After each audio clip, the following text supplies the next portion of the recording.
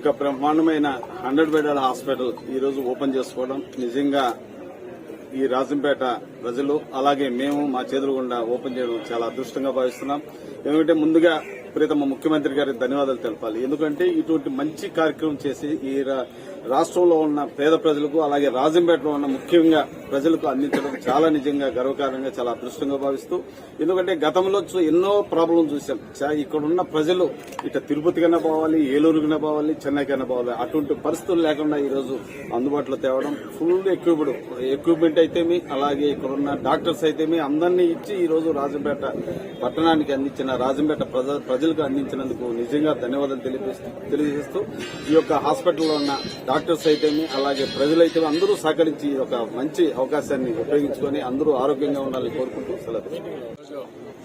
Rajampet hospital ప్రారంభోత్సవం సందర్భంగా నిజంగా ఈరోజు రాష్ట్ర ప్రభుత్వం వైద్యంపై విద్యపై ఎంతో ఖర్చు చేస్తా ఉంది.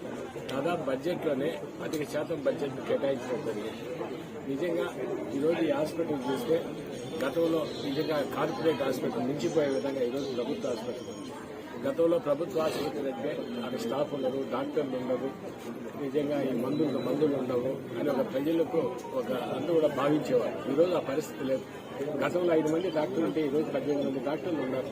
దాదాపు 20 కోట్ల రూపాయలు బడ్జెట్తో ఈ హాస్పిటల్ నిర్మించడం జరిగింది. ప్రతి దానికి కూడా మందులు ఎప్పుడు కూడా కొరత లేదు హాస్పిటల్లో. అలాంటిది ఎందుకంటే గతంలో దివంగత నేత రాజశేఖర రెడ్డి గారు ఆరోగ్యంపై ఎంత శ్రద్ధ వహించారు.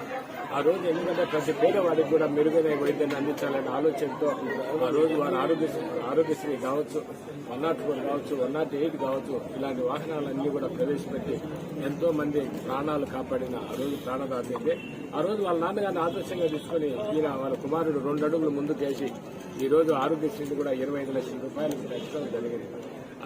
అదేవిధంగా ప్రతి గ్రామంలో కూడా ఫ్యామిలీ డాక్టర్ వ్యవస్థను ఏర్పాటు చేయడం జరిగింది. అదేవిధంగా ఈరోజు జగనన్న ఆరోగ్య సురక్ష అనే ప్రతి గ్రామంలో కూడా ఈరోజు వైద్య పరీక్షలు చేసి ప్రతి ఒక్కరికి కూడా అందరికి మందులు కావచ్చు, ఏదైనా పెద్ద జబ్బులు ఉంటే వేరే హాస్పిటల్కి రెఫర్ చేయడం జరిగింది.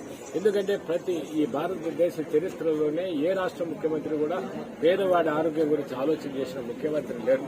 కేవలం ఈ రాష్ట్ర ముఖ్యమంత్రి జగన్మోహన్ రెడ్డి గారు ప్రతి పేదవాడికి కూడా మెరుగైన ఆరోగ్యాన్ని అందించాలి. ధనికుని వారి కార్పొరేట్ హాస్పిటల్లో ధనికుని బెడ్ పక్కనే పేదవాడికి కూడా మనం వైద్యం చేయించాలనే ఆలోచనతో ఈ రోజు ముందుకు తీసుకుపోవడం జరిగింది. ఈ ఆసుపత్రి బ్రహ్మాండంగా 20 కోట్ల రూపాయల నిధులతో ఈరోజు హాస్పిటల్ నిర్మించడం జరిగింది. నిజంగా ఈరోజు ప్రతిపక్షాల అభివృద్ధి లేదంటారు. ఇది అభివృద్ధి కాదా? ఈరోజు సచివాలయ వ్యవస్థ అభివృద్ధి కాదా? మరిన్ని వీడియోస్ కోసం ఛానల్ ని సబ్స్క్రైబ్ చేయండి. లేటెస్ట్ అప్డేట్స్ కోసం వాట్సాప్ ఛానల్ ని ఫాలో చేయండి. అండ్ లింక్ డిస్క్రిప్షన్ లో ఉంది.